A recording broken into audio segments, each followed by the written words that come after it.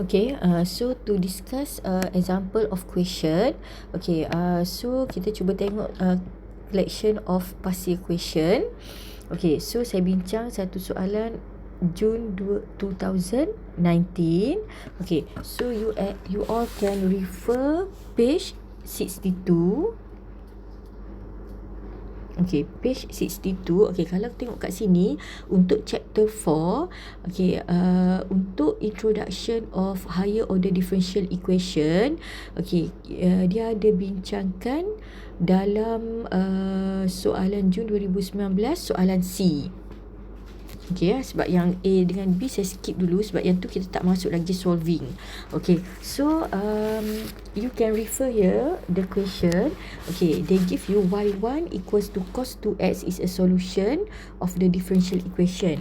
Okay, so dia bagi y1 equals to cos 2x is a solution. Okay, for differential equation y double prime plus 4y equals to 0. Okay, so y1 equals to cos 2x adalah solution untuk y double prime plus 4y. Okay, this one we call second order differential equation. Sebab apa kita panggil second order? Sebab dia adalah y double prime means that d square y dx square. Okay, so verify that y2 equals to 3, 1 minus 2 sine square x is also a solution. Okay, question 1 dia suruh kita verify yang y2 3, 1 tolak 2 sine square x is also a solution. Okay, sebab saya dah kata tadi bilangan solution bergantung kepada bilangan order. So bilangan solution dia akan sama dengan bilangan order. So kalau solution, kalau awak ada second order, so solution dia akan dapat 2. So kat sini dia dah bagi nilai y1 equals to cos 2x. So dia suruh tunjukkan y2 3, 1 tolak 2 sin square x is also a solution. So macam mana kita nak solvekan? Okay, first, okay, kita daripada y2 kita cari y prime 2. Okay, y prime 2 it means that you need to differentiate y2. Okay, when you differentiate this one, you will get negative 12 sin x cos x. So yang ni tengok balik macam mana nak differentiate. Sebab tu yang ni awak kena mahir untuk calculus 1 dengan calculus 2 sebab dia sentiasa melibatkan differentiate and integrate. So awak cuba buat sampai dapat negative 12 sin x cos x, and then you need to find y double prime. Okay, bila awak differentiate yang ni, awak akan dapat negative 12 cos 2x plus 12 sin square x. Okay, so maknanya awak perlu cari 3 nilai ni, y2, y prime 2 and y double prime 2. Okay, nak buktikan y2 adalah solution. Okay, masukkan dalam masukkan dalam ni equation yang asal. So from equation y double prime plus 4y equals to 0, so you substitute negative 12 cos 2x plus 12 sin square x plus 4. Okay, y ambil yang ni 3, 1 minus 2 sin square x. Okay, then this one, okay, you can solve here and you will get 0. So maksudnya bila 0 dia adalah, okay, when your answer is 0, so y2 is a solution. So yang ni cara kita nak jawab soalan, kita nak verify yang y2 adalah solution juga untuk y double prime plus 4y equals to 0. Okay, then question 2, explain without using the Wronskian why y1 and y2 are linearly dependent. Okay, so dia kata without Wronskian. So kat sini dia kata without Wronskian. Okay, maksudnya apa kat sini? Sebabnya kalau melalui Wronskian, awak boleh tentukan kalau W tu sama dengan kosong ataupun W tak sama dengan kosong. So either one, linearly dependent or linearly independent. But this one, kalau dia kata without Wronskian, so maksudnya cara nak buktikan, okay, y2 equals to 3, tadi kan y2 kita yang ni 3 1 minus 2 sin square x. Okay, so you can solve here 3, okay, 3 and then 3, okay, 3, this one it is equals to cos 2x. Okay, 3 cos 2x, it is also equals to 3 y1. So it means that y1 and y2 are linearly dependent. y1 and y2, sebab bila awak gantikan y2 dalam ni, dia akan dapat y1 juga.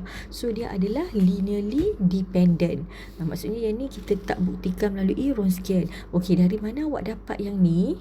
1 minus 2 sin square x equals to cos 2x, this one from identity. Identity, so kena check balik nota calculus.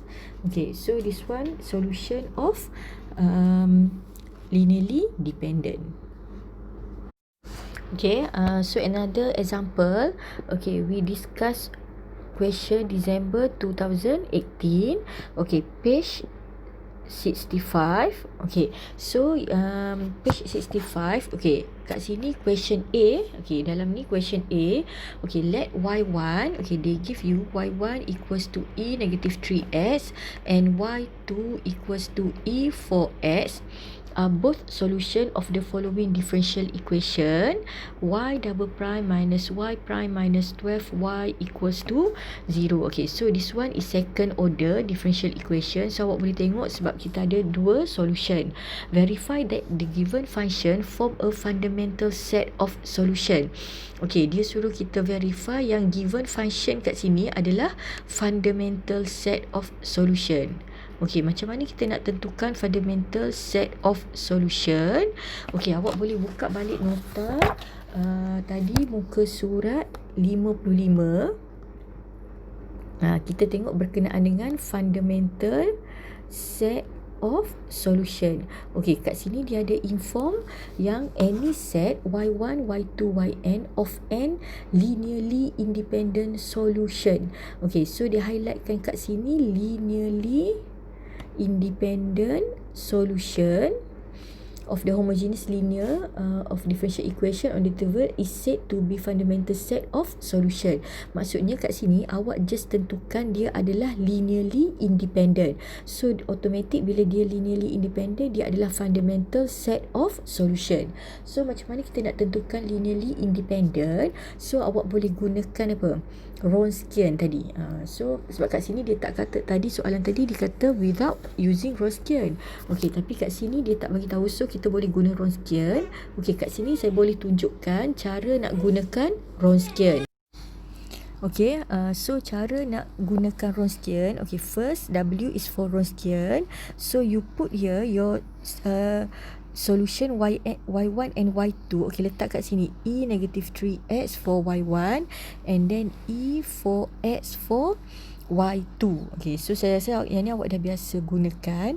Okay, next row you need to differentiate. Okay, differentiate exponent negative 3x, you will get negative 3 exponent 3x. Okay, and then differentiate exponent 4x, you will get 4 exponent 4x. Yang ni awak kena ingat balik lah formula untuk differentiate integrate exponent Okay, so untuk Wronskian, ingat tak kita pernah belajar dulu? Okay, this one kita kena darab silang. Okay, so it means that this one darab dengan yang ni, so awak akan dapat 4e negative 3x multiply by e 4x and then dia tolak kan, minus this one darab dengan yang ni, dia akan dapat negative 3e negative 3x e 4x.